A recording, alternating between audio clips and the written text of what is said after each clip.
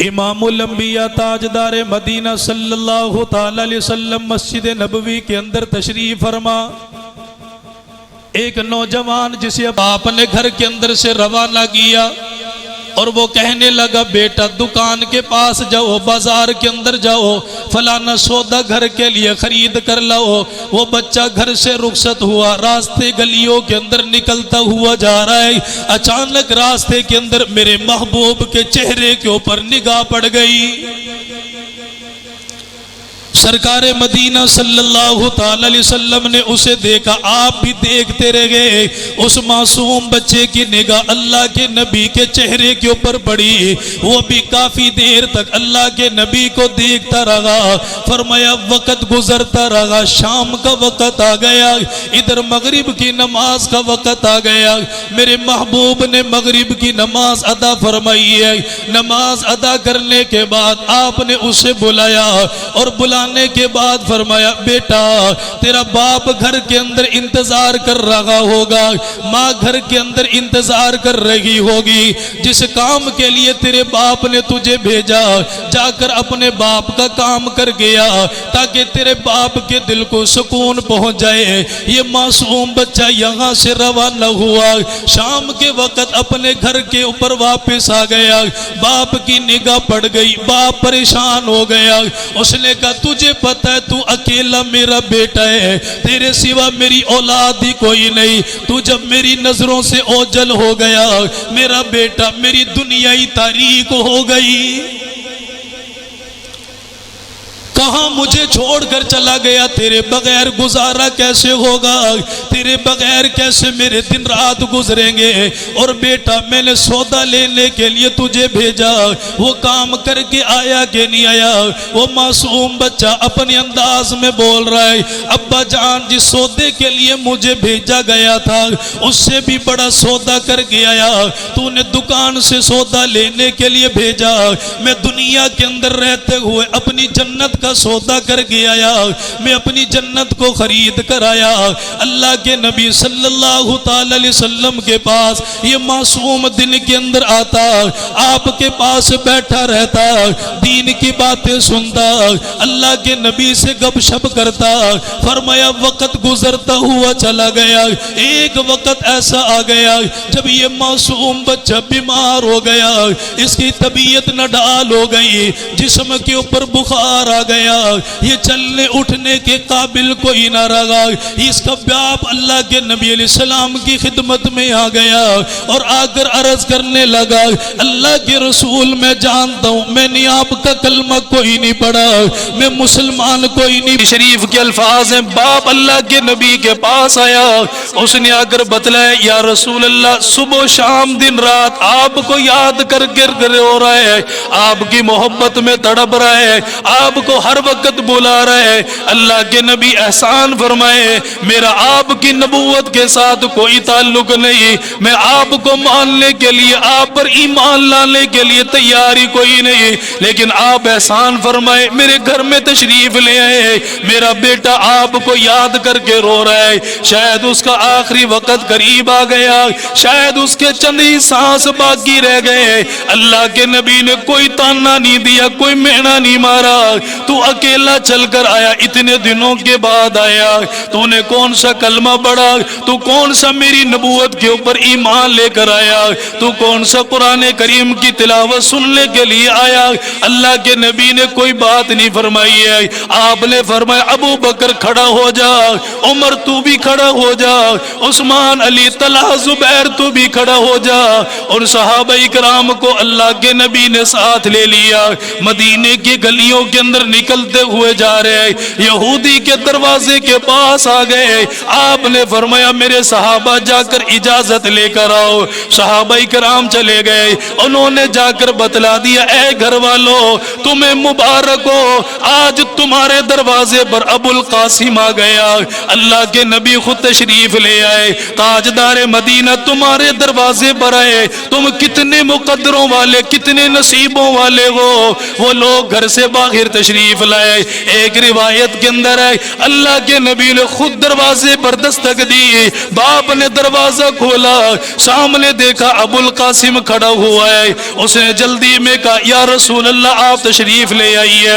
اللہ کے نبی گھر مبارک کے اندر چلے گئے، آپ نے دیکھا آنکھوں کے اندر سے آنسو نکل رہا ہے، آنکھوں کے اندر سے آنسو نکل کر اس کے بستر کے اوپر گر رہا ہے۔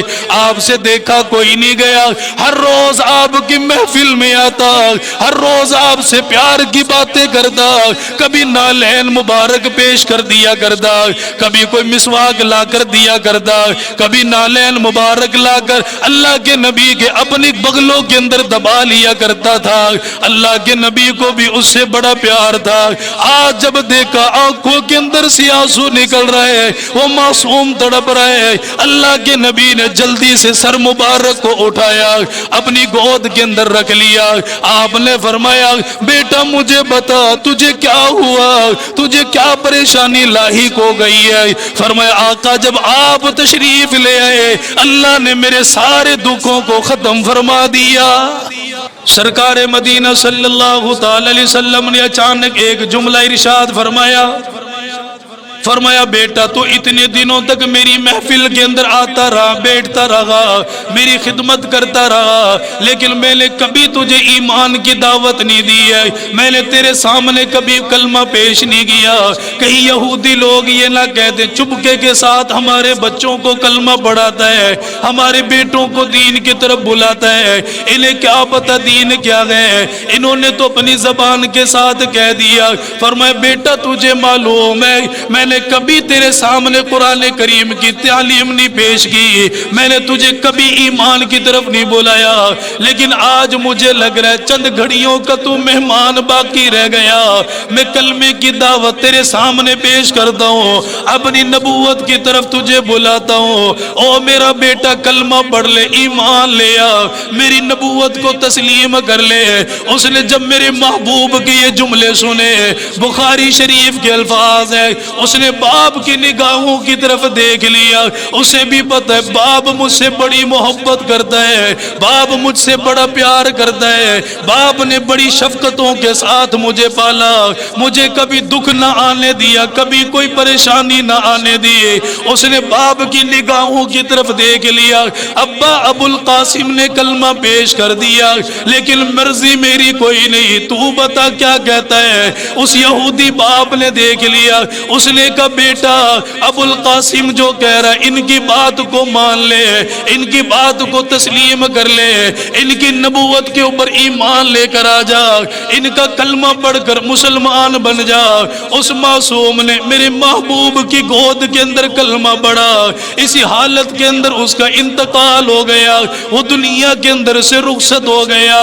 انتقال ہو جانے کے بعد باپ اللہ کے نبی کے قدموں میں آ کر بیٹھ گیا، یا رسول اللہ میرا تیرا تعلق زیادہ لمبا چوڑا کوئی نہیں، نہ آپ مجھے پہچانتے نہ میں آپ کو جانتا ہوں، واسطہ ہمارے درمیان میں میرا بیٹا بن گیا۔ اللہ کے حبیب جب میرے بیٹے نے آپ کا کلمہ پڑھ لیا، یہ ہمارا کوئی نہ رہا، یہ ہمارے خاندان کا نہیں رہا، اس کے ساتھ ہمارا کوئی تعلق نہیں رہا، اب اس کی میت کو آپ اٹھا کر لے جائیں، کفن آپ پہنائیں گے، کفن آپ پہنائیں گے، غسل نبوت والے ہاتھوں کے ساتھ آپ نے خود دینا ہے۔ آپ نے صحابہ اکرام کو بلا لیا، فرمایا ابو بکر و عمر اپنے بھائی کو اٹھا لو، اسے گود کے اندر لے کر چلو۔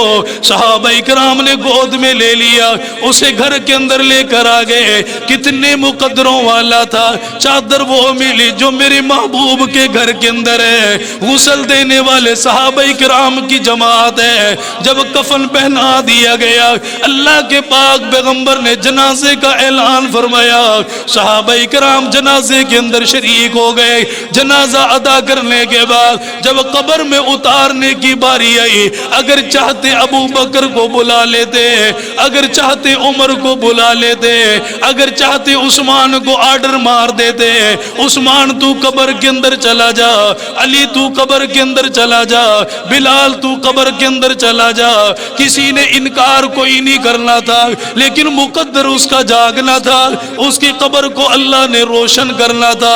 اللہ کے پاک پیغمبر خود قبر مبارک کے اندر اتر گئے۔ صحابہ اکرام نے فرمایا ہم نے اللہ کے پاک پیغمبر کو دیکھا، پورا پاؤں مبارک قبر کے اندر کوئی نہیں لگاتے، آگے والا پنجہ قبر کے اندر لگایا ہوا ہے، انگلیوں کے بل سے کھڑے ہوئے۔ اللہ کے نبی نے معصوم کو قبر کے اندر اتار دیا۔ جب باہر تشریف لائے صحابہ کرام نے فرمایا یا رسول اللہ ہمیں بات سمجھ میں کوئی نہیں آئی، آپ اس کی قبر میں خود چلے گئے۔ آپ نے فرمایا میرے دیوانوں تمہیں کیا معلوم ہے، میں نے اس سے جنت کا وعدہ کر لیا، اور جہاں میرے قدم لگ گئے اللہ تعالیٰ اس ٹکڑے کو ضرور جنت کا باغیچہ بنا دے گا۔